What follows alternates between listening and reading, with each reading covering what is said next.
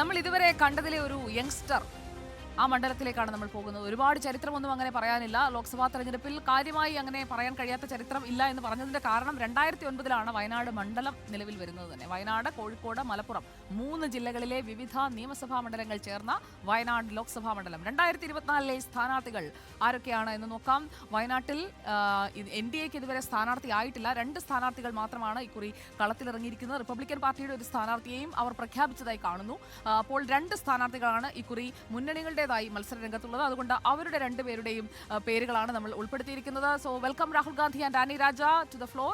നമുക്ക് 2019 കണക്ക്, തെരഞ്ഞെടുപ്പ് ഫലം ഏത് മുന്നണിക്കാണ് ആത്മവിശ്വാസം കൂട്ടുന്നതെന്ന് നോക്കാം. അതിൽ സംശയമൊന്നുമില്ല. രാഹുൽ ഗാന്ധി തൊടുത്തുവിട്ട അസ്ത്രം പോലെ മുകളിലേക്ക് പോകുന്നതാണ് കഴിഞ്ഞ തവണ വോട്ടെണ്ണുമ്പോൾ നമ്മൾ കണ്ടത്. ആ വോട്ട് എണ്ണി ലാൻഡ് ചെയ്തത് 7,06,367 എന്ന് പറയുന്ന മാജിക് ഫിഗറിലേക്കാണ്. ഭൂരിപക്ഷമാകട്ടെ ഇതുവരെ കണ്ടിട്ടില്ലാത്ത ഒരു ഭൂരിപക്ഷവും. PP സുനീർ ആയിരുന്നു സ്ഥാനാർത്ഥി. 2,74,597 വോട്ടുകൾ മാത്രമാണ് രാഹുൽ ഗാന്ധിക്കെതിരെ PP സുനീറിന് പിടിക്കാൻ കഴിഞ്ഞത്. തുഷാർ വെള്ളാപ്പള്ളിക്ക് 78,816 ഒതുങ്ങേണ്ടി വന്നു. രാഹുൽ ഗാന്ധിയുടെ റെക്കോർഡ് ഭൂരിപക്ഷം 4,31,770 വോട്ടുകൾ. മുന്നണി തിരിച്ചുള്ള വോട്ട് വിഹിതം നോക്കിയാലും ആ ഒരു വലിയ വ്യത്യാസം നമുക്ക് കാണാൻ കഴിയും. വലിയ വ്യത്യാസം എന്ന് പറഞ്ഞാൽ കുറച്ച് വലിയ വ്യത്യാസമാണ് UDFും LDFും തമ്മിൽ ഉള്ളത്. ആ ഒരു വോട്ട് വിഹിതത്തിലേക്ക് കൂടി നമുക്ക് പോകാം. UDFും LDFും NDAയും തമ്മിലുള്ള വ്യത്യാസം പ്രേക്ഷകർക്ക് തന്നെ കാണുമ്പോൾ മനസ്സിലാകും. ആ ഗ്രാഫ് ഉയർന്നു തന്നെ നിൽക്കുകയാണ്. UDFിൻ്റേത് 64.64%, LDFിന് 25.13%, NDAക്ക് 7.21%. വലിയ വോട്ട് വിഹിതം ഉണ്ടാക്കാൻ കഴിഞ്ഞിട്ടുണ്ട്. അതിക്കുറി ആവർത്തിക്കാൻ കഴിയുമോ എന്നുള്ളതാണ് വയനാട്ടിലെ ഏറ്റവും പ്രധാനപ്പെട്ട ചോദ്യം.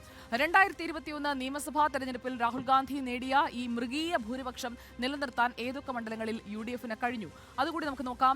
മാനന്തവാടി ചുവന്നു തന്നെ കിടക്കുകയാണ്. 2021 ചുവന്ന് കിടക്കുന്നു. സുൽത്താൻ ബത്തേരി, കൽപ്പറ്റ, അതോടൊപ്പം തന്നെ ഏറനാട്, വണ്ടൂർ, ഇത്രയും മണ്ഡലങ്ങളാണ് UDFിനൊപ്പമുള്ളത്. നിലമ്പൂരും തിരുവമ്പാടിയും അതോടൊപ്പം തന്നെ മാനന്തവാടിയും LDFിനൊപ്പവുമാണ്.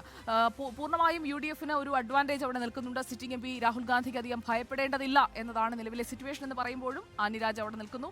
അപ്പോൾ ആനിരാജ് വരുമ്പോൾ ഈ സാമുദായിക വോട്ടുകളിൽ എങ്ങനെയായിരിക്കും ഒരു ഭിന്നിപ്പുണ്ടാകാൻ പോകുന്നത്? ഏത് വഴിക്ക് ആ വോട്ടുകൾ നീങ്ങുമെന്നറിയാൻ സാമുദായിക സമവാക്യം നോക്കാം.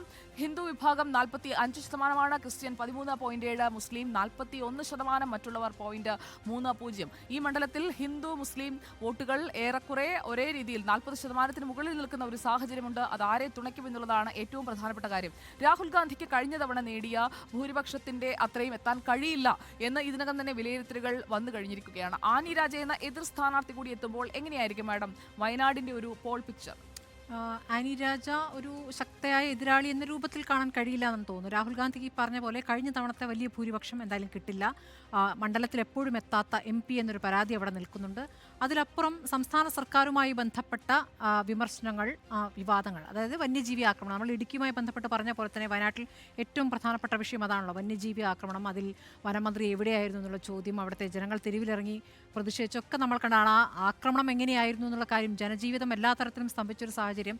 അപ്പോൾ അതൊരു പ്രധാനപ്പെട്ട വിഷയമാകും എന്നുള്ളതാണ്. അതിനുശേഷമാണ് അവിടെ തന്നെ ബിഷപ്പുമാർ വന്ന് പ്രസംഗിക്കുകയൊക്കെ ചെയ്തിട്ടുണ്ട്. അപ്പോൾ സഭ എങ്ങനെ ചിന്തിക്കുന്നു എന്നുള്ളതും പ്രധാനപ്പെട്ട ഘടകമാണ്. അപ്പോൾ ഇടുക്കിയിൽ ക്രിസ്ത്യൻ വിഭാഗവും ഹിന്ദു വിഭാഗവും ഏകദേശം ഒരുപോലെ നിൽക്കുന്നു എന്ന് പറഞ്ഞ പോലെ ഇവിടെ മുസ്ലിം വിഭാഗവും ഹിന്ദു വിഭാഗവുമാണ്. അപ്പോൾ പൊതുവെ ഉറച്ച UDF മണ്ഡലമാണ്. ആ രൂപത്തിൽ രാഹുൽ ഗാന്ധി പഴയ ആ ഒരു പ്രതാപത്തിൽ ജയിക്കില്ലായിരിക്കാം, പക്ഷേ ഉറച്ച മണ്ഡലമാണ്. ഈ ആദ്യത്തെ മത്സരം എന്നുള്ള നിലയ്ക്ക് രാഹുൽ ഗാന്ധിക്ക് കിട്ടിയ ഒരു വലിയ മുന്നേറ്റമുണ്ട്. അത് നമ്മൾ നിശ്ചയമായും അംഗീകരിക്കണം. 2019 സ്ഥിതി എന്ന് പറയുന്നത് അങ്ങനെ തന്നെയാണ്. പ്രധാനമന്ത്രിയാണ് വിജയിപ്പിച്ചത്. അതെ, എന്ന് മാത്രമല്ല വയനാട്ടിലെ രാഹുൽ ഗാന്ധിയുടെ സ്ഥാനാർത്ഥിത്വമാണ് പിന്നെ ഒരു കൊടുങ്കാറ്റായിട്ട് കേരളത്തിലുടനീളം ആഞ്ഞടിച്ച് ഈ പറയുന്ന 19 സീറ്റിന്റെ വിജയം UDFിന് നേടിക്കൊടുത്തതെന്ന് പറയുന്നത്. ഇവിടെ ഒരു പ്രധാനപ്പെട്ട കാര്യം എന്ന് പറയുന്നത് ഈ 41% മുസ്ലിങ്ങൾ എന്ന് പറയുമ്പോൾ നമ്മൾ ശ്രദ്ധിച്ചിട്ടില്ലേ, ഇപ്പം നിലമ്പൂര്, വണ്ടൂര്, ഏറനാട് ഇത് മലപ്പുറത്തിന്റെ ഭാഗമാണ്. തിരുവമ്പാടി കോഴിക്കോട് മണ്ഡലത്തിന്റെ ഭാഗമാണ്. അപ്പോൾ ഈ ഭാഗത്തിൽ തിരുവമ്പാടിയിൽ നല്ല ക്രിസ്ത്യൻ പോപ്പുലേഷൻ ഉണ്ട്, ഒരു സംശയവും വേണ്ട. പിന്നെ അതേപോലെ ഈ പറയുന്ന വണ്ടൂരും ഏറനാടും നിലമ്പൂരും മുസ്ലിം പോപ്പുലേഷൻ ഉണ്ട്. ബത്തേരിയും കൽപ്പറ്റയും ഇപ്പോൾ തന്നെ കോൺഗ്രസിന്റെ കയ്യിലാണല്ലോ. IC ബാലകൃഷ്ണനും T സിദ്ദിഖുമാണ് അവിടുത്തെ MLA-മാരെന്ന് പറയുന്നത്. ഓർക്കയിൽ മാത്രമാണ് അവിടുന്ന് വയനാട്ടിൽ നിന്നുള്ള LDF MLA എന്ന് പറയുന്നത്. അപ്പോൾ ആ അർത്ഥത്തിൽ സമ്പൂർണ്ണമായും UDF-ന് ആധിപത്യമുള്ള UDF-ന്റെ വോട്ട് ബാങ്ക്, അത് ക്രിസ്ത്യൻ, മുസ്ലിം, ഹിന്ദു വോട്ട് ബാങ്ക് ഇൻടാക്റ്റ് ആയിട്ടുള്ളൊരു മണ്ഡലമാണ് പിന്നെ വയനാട് എന്ന് പറയുന്നത്. അപ്പം രാഹുൽ ഗാന്ധിയെ സംബന്ധിച്ചിടത്തോളവും അതുപോലെ തന്നെ കോൺഗ്രസിനെ സംബന്ധിച്ചിടത്തോളം ഏറ്റവും സുരക്ഷിതമായ സംസ്ഥാനത്തെ മണ്ഡലം എന്ന് പറയുന്നത് വയനാട് മണ്ഡലമാണ്. അവിടെ MI ഷാനവാസ് പോലും വളരെ അനഭിമതനായിരുന്നു. പിന്നെ രണ്ടാം ഘട്ടത്തിൽ ഷാനവാസിനെ വലിയ ഭൂരിപക്ഷം, അന്ന് സംസ്ഥാനത്ത് ഷാനവാസ് ജയിക്കുന്ന ഏറ്റവും വലിയ ഭൂരിപക്ഷത്തിലാണ് വയനാട് മണ്ഡലത്തിൽ. അതിനുശേഷമാണ് പിന്നെ 2014 അദ്ദേഹത്തിൻ്റെ ഭൂരിപക്ഷം കുറയുന്നത്.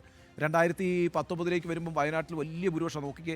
രാഹുൽ ഗാന്ധി വെച്ചാൽ അന്ന് സുനീർ അല്ലേ മത്സരിച്ചത്? PP സുനീർ മത്സരിച്ചപ്പോൾ സുനീറിന് കിട്ടിയ വോട്ടിന്റെ ഇരട്ടി വോട്ടാണ് അദ്ദേഹത്തിന്റെ ഭൂരിപക്ഷം. വയനാട്ടിലെ ഭൂരിപക്ഷം എന്ന് പറയുന്നത് 2 ലക്ഷം വോട്ടേ കിട്ടിയിട്ടുള്ളൂ. അത് പക്ഷേ 4 ലക്ഷം വോട്ടിന്റെ ഭൂരിപക്ഷത്തിലാണ് രാഹുൽ ഗാന്ധി വിജയിച്ചത്. ഞാൻ വിചാരിക്കുന്നത് ഈ സുനീറിന്റെ അത്രയും നല്ലൊരു കാൻഡിഡേറ്റ് ആയിട്ട് ഞാൻ കാണുന്നില്ല ആനി രാജയെ.